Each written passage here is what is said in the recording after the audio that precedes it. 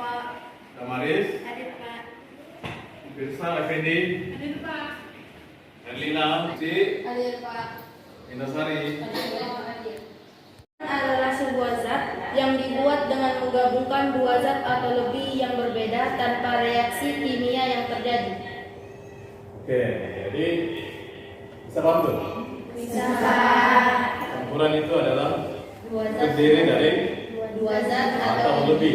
Dua zat atau lebih. Kalau satu zat itu bukan namanya campuran. Campuran. Nah, berarti dia ada dua atau lebih zat. Oke, kemarin sudah sempat kita bahas tentang atau kita singgung tentang campuran homogen dan campuran heterogen. Ini kalau ini dipisahkan berdasarkan sifatnya kan? Oke, coba ada yang bisa jelaskan atau kemarin kan sudah tentang campuran homogen. Oke, coba Rindiani.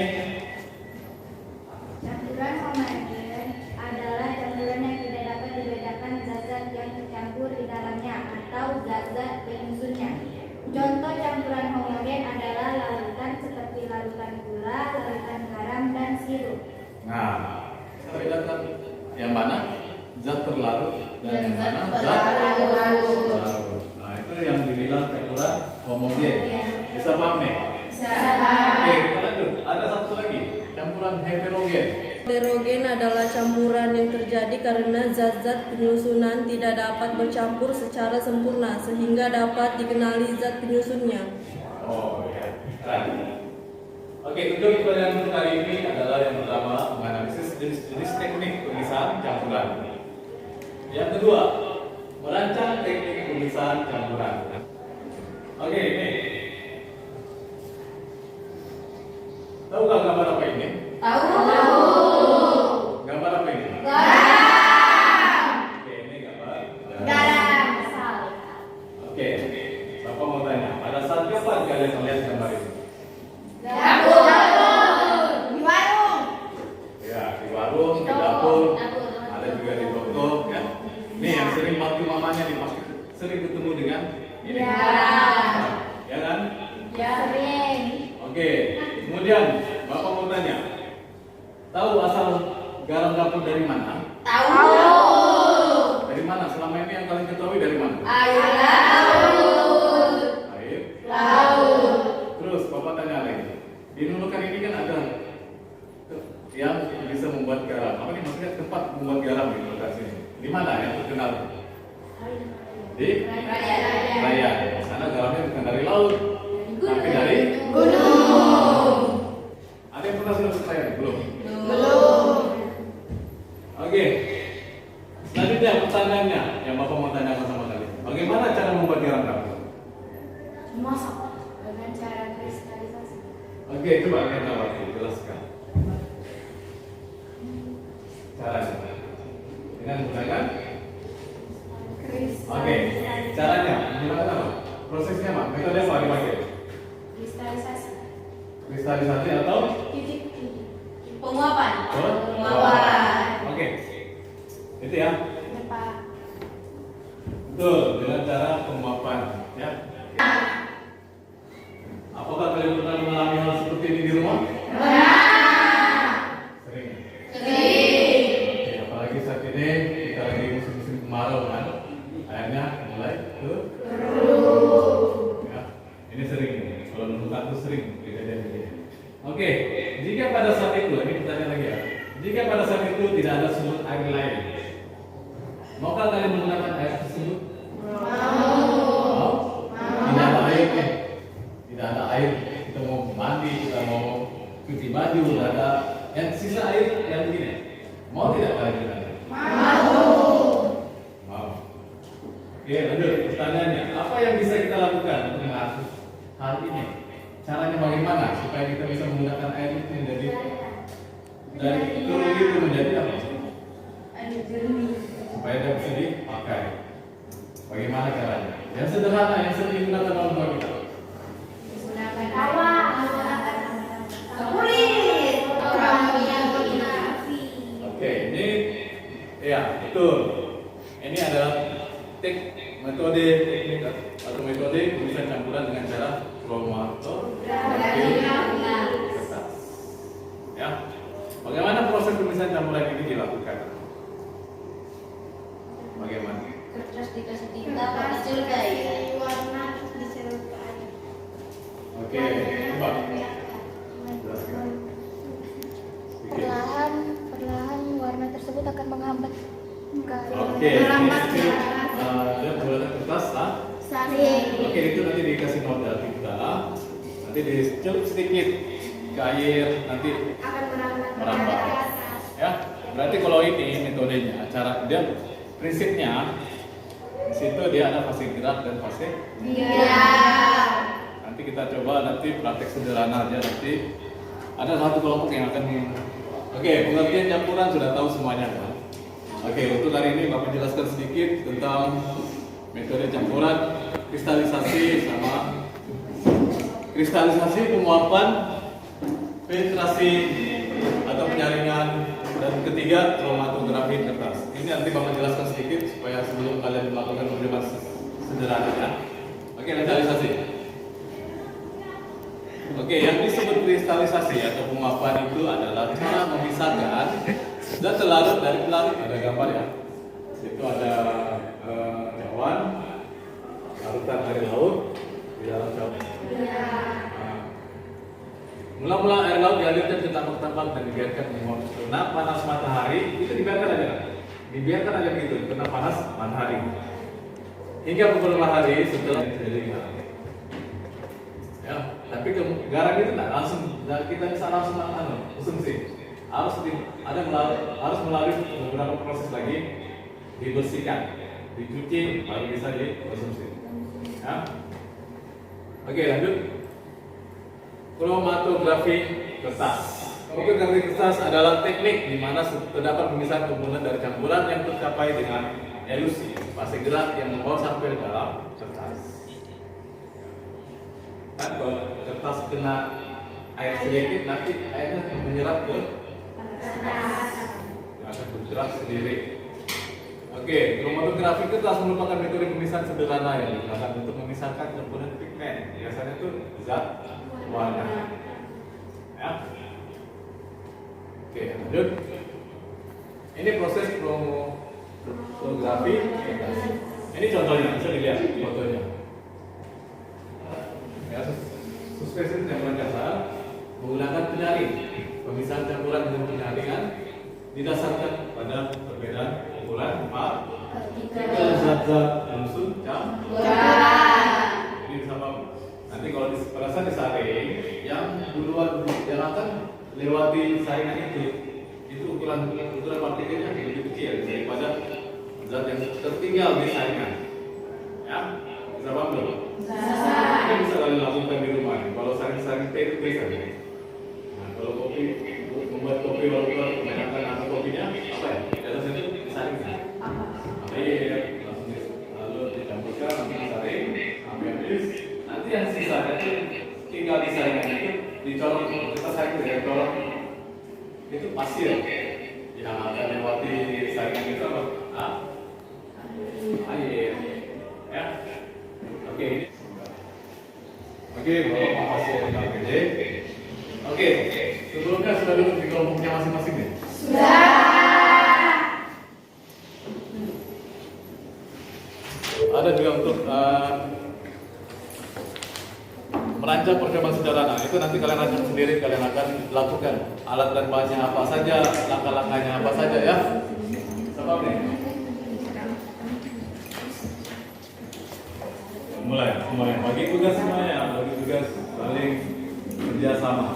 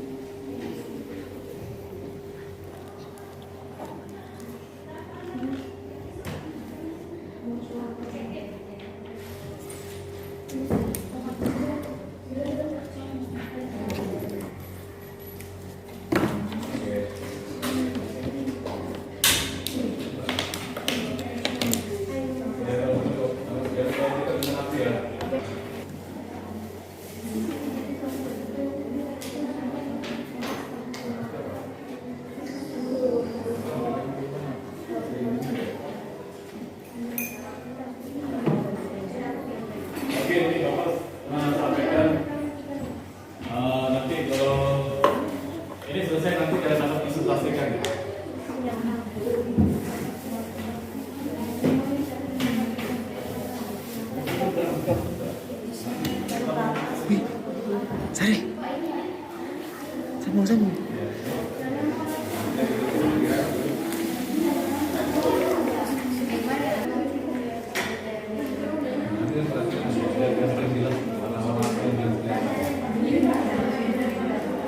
Apa dulu?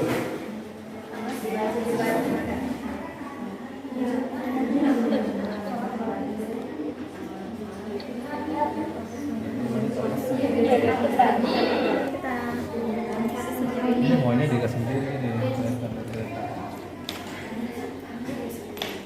Pegang.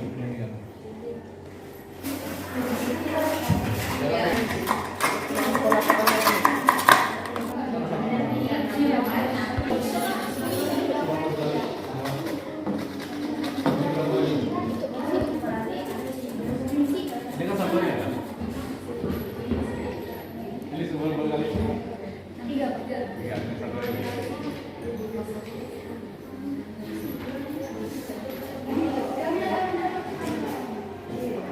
Oke, silakan melakukan dari kelompok. Oke, kelompok 2 terakhir nanti kelompok 3 ya. Oke, di semuanya baru. Setiap apa kelompok masih pada teman-temannya. Oke. Assalamualaikum warahmatullahi wabarakatuh. Waalaikumsalam warahmatullahi wabarakatuh. Perkenalkan, kami dari kelompok 1 ingin mempresentasikan hasil percobaan kami yaitu membuat garam. Sebelum itu perkenalkan, anggota kami terdiri dari saya sendiri, Suci Agustini, Dan saya Musafika, dan saya Wulan, saya Wira, saya Mira, saya Wira. Oke, selanjutnya saya akan presentasikan hasil kami. Pembuatan garam dari air laut dengan metode kristalisasi atau penguapan. Percobaan ini bertujuan untuk mempelajari proses pembuatan garam dari air laut yang dilakukan dengan cara sederhana. Alatnya ada kompor gas, panci atau foil aluminium yang kami gunakan, ada pengaduk, sendok, botol aqua sebagai tempat penyimpanan air laut yang kami ambil dari laut, terus ada gelas kimia tempat hasil penyimpanan garamnya. Terus selanjutnya garam bahannya yaitu air laut. Langkah-langkah kerja. Yang pertama, mengambil dan memasukkan air laut ke dalam botol aqua berukuran 60 ml. Yang kedua, menyiapkan kompor dan panci yang akan digunakan untuk memanaskan air laut. Yang ketiga, menuangkan air laut sebanyak 45 menit sampai 1 jam. Yang kelima, setelah garam terbentuk, ambil hasil garam tersebut. Yang terakhir, pindahkan garam tersebut ke dalam gelas kimia. Hasil pengamatan. Perlakuan yang kami lakukan pada berbentuk garam. Hasil pengamatan kami, saat proses pemanasan, volumenya berkurang karena air laut menguap dan lama-kelamaan terlihat endapan putih atau butiran garam, dan sekitar 30 menit endapan putih semakin banyak dan volume air semakin berkurang hingga akhirnya berbentuk kristal garam. Coba lihat. Oke, bisa dilihat ini hasil mereka. Ini hasil percobaan kami. Nah, dan bisa langsung dirasa ya. Jadi belum bisa langsung dihitung.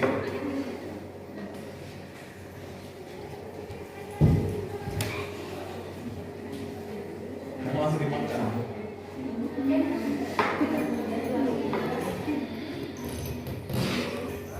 Sudah? Kesimpulannya adalah, dari hasil percobaan kami, maka dapat kami simpulkan pembuatan garam dari air laut yang dilakukan dengan cara proses penguapan dengan menggunakan pemanasan dengan kompor gas. Garam merupakan komoditas yang sangat penting bagi kehidupan masyarakat kita. Bayangkan saja jika tidak ada garam akan hambar rasa hidup kita, begitu kata pepatah mengatakan. Garam tidak hanya bisa dijadikan bahan konsumsi, namun garam juga bisa dikategorikan dalam bahan industri. Proses pembuatan garam secara tradisional bisa dibilang ada 2 jenis, yaitu dengan menggunakan metode penguapan dengan sinar matahari, ditambah nama garam, dan dengan cara teknik perebusan garam Sekian, terima kasih presentasi kami. Kami buka sesi tanya jawab. Ada kelompok lain? Ada. Oke. Kelompok dulu mau bertanya. Itu kelompok satu. Baik, saya bertanya, metode kristalisasi dasarnya adalah pelarutan bahan dalam suatu pelarut dan perbedaan titik didih. Pertanyaan saya, antara garam dan air yang mana yang mempunyai titik didih tinggi, dan jelaskan secara singkat proses pembuatan garam sampai layak dikonsumsi. Pertanyaannya, baiklah, proses pembuatan garam dengan cara penguapan sinar matahari disebut kristalisasi atau penguapan, yaitu cara memisahkan campuran atau zat pelarut dari pelarutan yang menggunakan pemanasan atau penyerapan kalor berdasarkan titik didihnya. Air memiliki titik didih rendah dibanding dengan garam, makanya ketika air laut dipanaskan, air akan menguap meninggalkan partikel-partikel garam, kemudian membentuk kristal-kristal garam. Selanjutnya, kristal garam ini akan dicuci dan dibersihkan untuk kemudian layak dikonsumsi. Apa jelas jawaban kami? Oke, kalau tidak ada yang bertanya, kami tutup. Sekian dan terima kasih atas presentasi kami. Kami mohon maaf jika kami ada salah kata. Wassalamualaikum warahmatullahi wabarakatuh. Waalaikumsalam warahmatullahi wabarakatuh.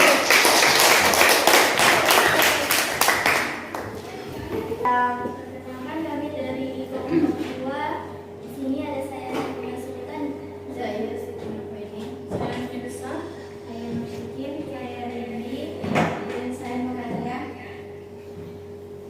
Dan akan dibacakan oleh Siti Nurfeni. Ini hasil dari diskusi kelompok kami. Jelaskan tujuan dari pemisahan zat warna pada tinta spidol, tujuan kromatografi, biasanya dan bagaimana caranya kita memisahkan zat warna yang ada pada tinta spidol dapat dipisahkan dengan cara kromatografi. Apa yang menjadi dasar komponen pemisahan campuran melalui proses kromatografi kertas, prinsip kromatografi kertas, prinsip kromatografi. Langkah kerjanya, potong dulu kertasnya, sesuaikan dengan wadah, lalu airnya celupkan. Terus kalau sudah dicelupkan ke dalam air. Hasil percobaan. Oke, hasil pengamatan bisa diperhatikan ya. Kelompok lain bisa diperhatikan. Oke, bisa dijelaskan masing-masing yang ini sama teman-temannya, jelaskan supaya mereka paham. Jadi ini awalnya warna pink, ini awalnya warna pink, dan juga terpisah menjadi warna kuning, oranye, merah, dan ungu.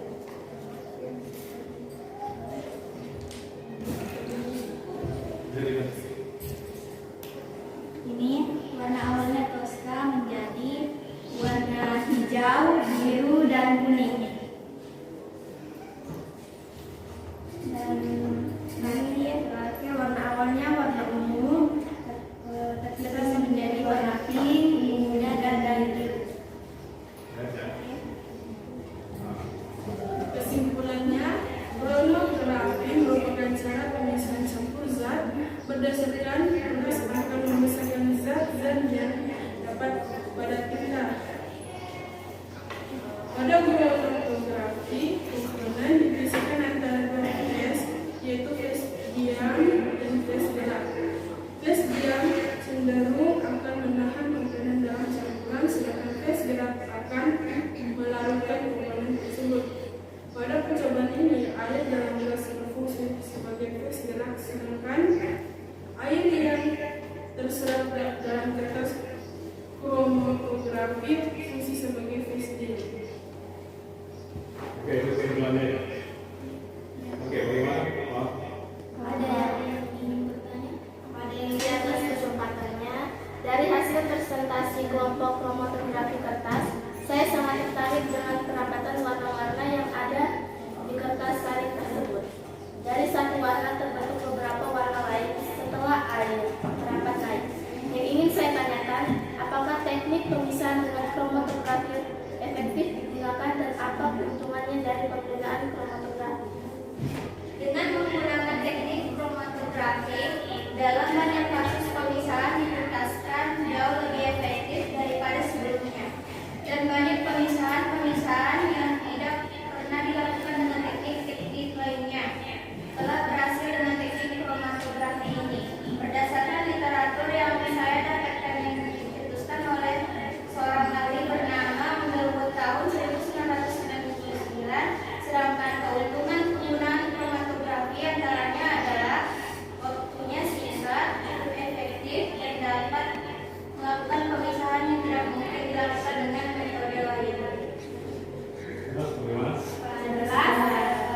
Ya. Saya juga sekian dari kelompok kami. Wassalamualaikum warahmatullahi wabarakatuh dan selamat siang. Waalaikumsalam warahmatullahi wabarakatuh.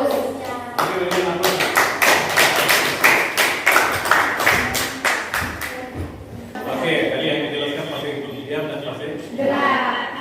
Nah, itu prinsipnya. Kalau dalam tadi apa prinsipnya? Titik didih. Perbedaan titik didih. Ya, kalau ada perbedaan titik didih bisa kita menggunakan tadi penguapan. Oke, kita lanjut lagi ke kelompok terakhir. Assalamualaikum warahmatullahi wabarakatuh.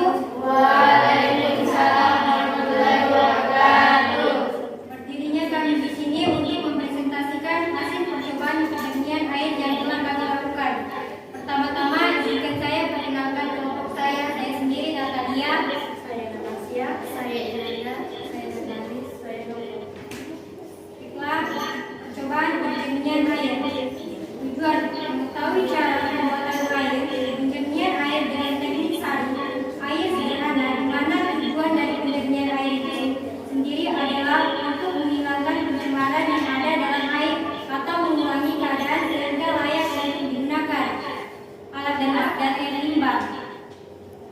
Prosedur kerja: pertama, siapkan sebuah botol plastik.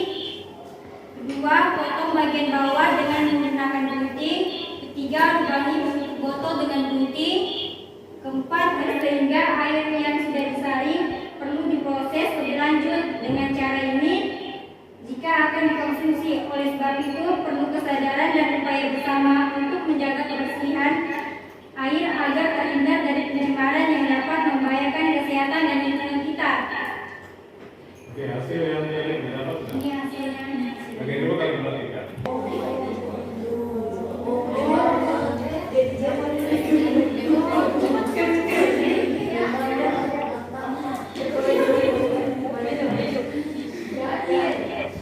Oke ya.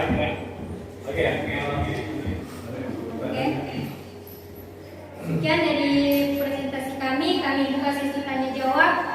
Yang ingin bertanya, silakan.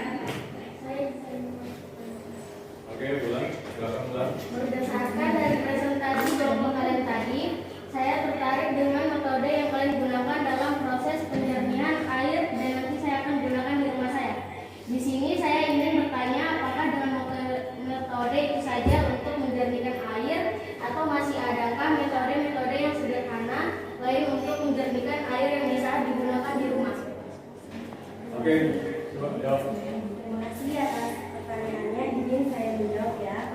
Untuk menjernihkan air, banyak metode yang bisa digunakan. Antaranya adalah dengan menggunakan bahan kimia, tawas, dan kaporit, dan menggunakan teknologi tinggi sinar ultraviolet ini sering digunakan sama pengusaha air bawah. Nah, itu yang biasa digunakan. Jelas. Oke. Kami tutup presentasi kami. Wassalamualaikum warahmatullahi wabarakatuh. Waalaikumsalam. Untuk kesimpulan ini Mama minta ada yang bisa simpulkan dari tiga percobaan sederhana tadi yang kalian amati temannya presentasi. Ya. Siapa mau simpulkan? Oke, Suci. Ya, ada yang mau. Jadi kesimpulan dari pembelajaran hari ini adalah dari 3 percobaan yang kami lakukan sangat bermanfaat buat kami karena semua bahan dan alatnya mudah kami dapatkan dan kami cari. Pada percobaan pembuatan pencernihan air dengan menggunakan bahan alami seperti batu, kerikil, pasir, sabut kelapa, dan arang sangat mudah kami dapatkan. Untuk merancang alat penyaringannya juga mudah dengan menggunakan bahan alami tersebut kita dapat menjernihkan air.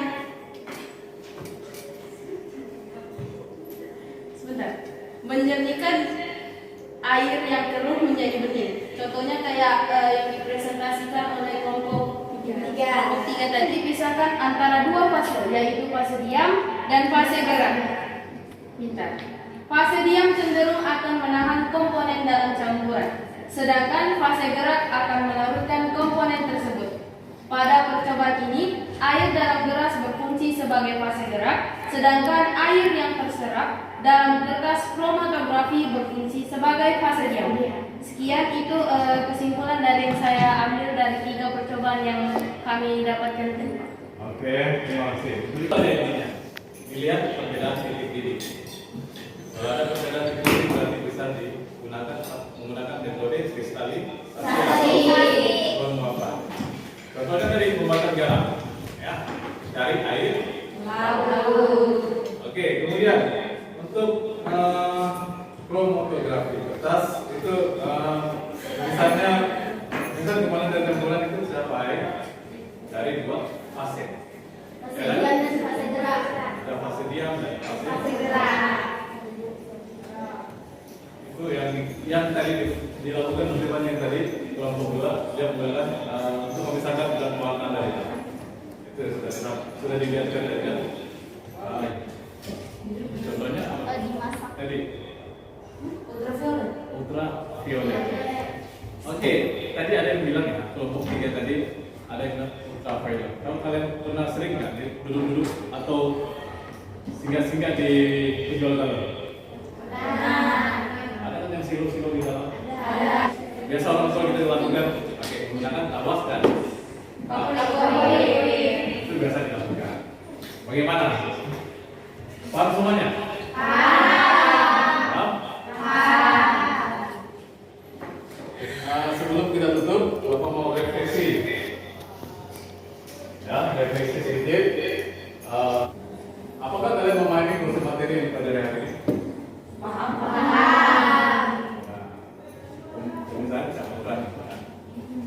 Jadi kalian sudah lakukan masing-masing beda-beda metodenya, ya kan? Ada yang menggunakan